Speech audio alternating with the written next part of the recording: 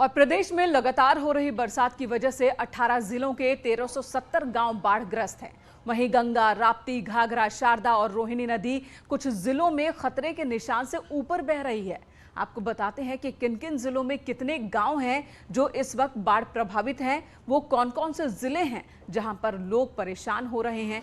आपके सामने तस्वीरें हम आपको दिखा दें। बलरामपुर के 287 गांव हैं जो बाढ़ की चपेट में हैं। वहीं सिद्धार्थनगर की बात की जाए, 129 गांव के लोग बाढ़ से प्रभावित हो रहे हैं।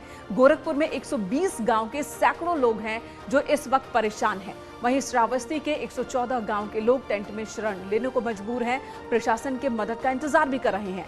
गोंडा की बात की जाए, 110 गांव यहां से जलमग्न हो चुके हैं, बाढ़ से प्रभावित है। वहीं बहराइच के 102 गांव और वहीं लखीमपुर की अब बात कर ली जाए तो लखीमपुर के 86 गांव बाढ़ से बेहाल हैं, लोग परेशान हैं। वहीं बाराबंकी के भी 82 गांव हैं जो पूरी तरह से पानी से भर चुके हैं। खेत खलिहान हर जगह पानी ही पानी, जिसकी वजह से लोग परेशान हैं।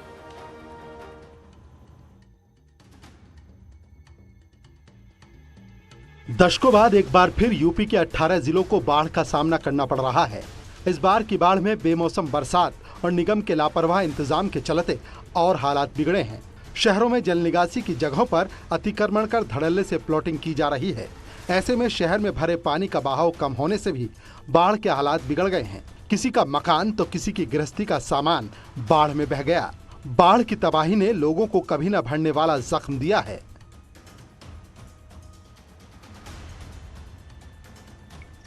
सिद्धार्थनगर जिले में 2 जगह बांध टूटने से बाढ़ की स्थिति और भयावह हो गई है। बांध टूटने से 100 से ज्यादा गांव प्रभावित हुए हैं। इस तरह प्रभावित गांवों की संख्या जिले में अब 300 के पार पहुंच गई है। बूढ़ी राप्ती नदी पर बना अशोकवा मदरहाना बांध 2 जगह इटवा तहसील के सुनोली नानकार और बासी तहसील के धड़िया के पास टूट गया। लोगों का कहना है कि संबंधित विभाग के जेई को इसकी जानकारी दी गई थी, लेकिन विभाग की लापरवाही की वजह से बीती रात ये बांध टूट गया। अचानक बांध टूटने से गांवों में अफरा तफरी मच गई। लोगों ने किसी तरह अपनी जान बचाकर ऊंची जगहों पर जाकर शरण ली। जेई को हमने कई बार फोन किया, कल से ही फोन कर रहा हूं, लेकिन वो आए नहीं, न किसी को भेजे। बहुत नुकसान हुआ, कुछ बचा नहीं है। किसको जिम्मेदार मानते हैं? जेई है, जेई का हम लोग बहुत सूचना दिए, जेई आए नहीं। अब जरा लखीमपुर खीरी की ये तस्वीर देख लीजिए। जिले में लगातार 4 दिन से हो रही बारिश तो रुक गई, लेकिन शारदा और घाघरा नदी के उफान के चलते जिले की 5 तहसीलें बाढ़ से प्रभावित हैं। करीब 60,000 से ज्यादा की आबादी अपना घर छोड़ने को मजबूर है। किसान भी इस बेमौसम बरसात से प्रभावित हुए हैं। हजारों एकड़ कृषि भूमि नदी में समा गई है, जिसकी वजह से किसानों की धान की फसल बर्बाद होने की कगार पर है।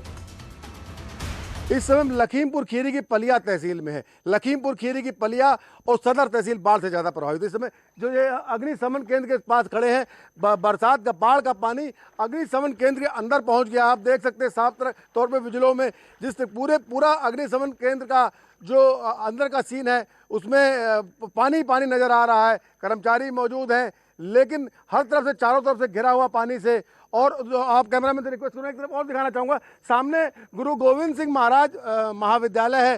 पूरी तरीके से ये रोड भर गया है। स्कूल में बच्चों को आने जाने के लिए तकलीफ होती है।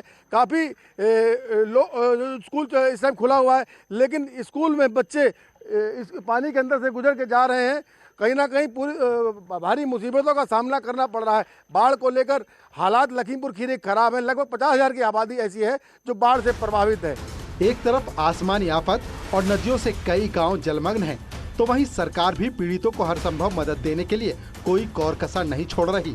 मुख्यमंत्री योगी आदित्यनाथ खुद अब तक कई जिलों का दौरा कर चुके हैं और टेंट में शरण लिए लोगों से मिलकर उनका हाल जान रहे हैं। सीएम योगी ने निर्देश दिए हैं कि जो भी बाढ़ की वजह से प्रभावित हैं, उनको तुरंत मदद पहुंचाएं और जिनके घर बाढ़ में बह गए हैं, उन्हें आवास योजना के तहत घर मुहैया कराया जाए। बस्ती में एक बार फिर बड़े पैमाने पर लोग प्रभावित हैं। घाघरा नदी के बढ़ते जलस्तर ने लोगों की नींद उड़ा दी है। घाघरा नदी का जलस्तर तेजी से बढ़ रहा है। इस वक्त घाघरा नदी खतरे के निशान से करीब 48 सेंटीमीटर ऊपर बह रही है।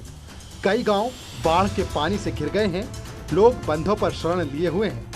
हालांकि सीएम के निर्देश पर जल शक्ति मंत्री स्वतंत्र देव सिंह भी बस्ती के दौरे पर निकले और बाढ़ ग्रस्त इलाकों का दौरा किया।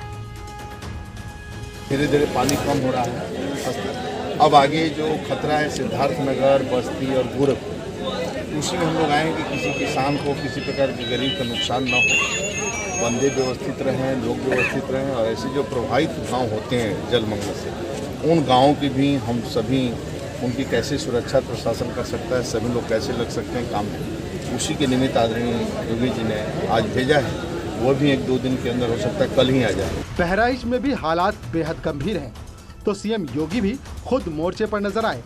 कैंप में मुख्यमंत्री योगी लोगों को राहत सामग्री बांटते दिखे, बच्चों को दुलार किया, क्योंकि विपदा की इस घड़ी से उबरने के लिए योगी सरकार कोई कोर कसर नहीं छोड़ना चाहती। सीएम योगी ने 24 घंटे बाढ़ प्रभावित इलाकों की निगरानी के निर्देश दिए हैं। हर घर तक मदद पहुंचाने के आदेश दिए गए हैं। Team news 18।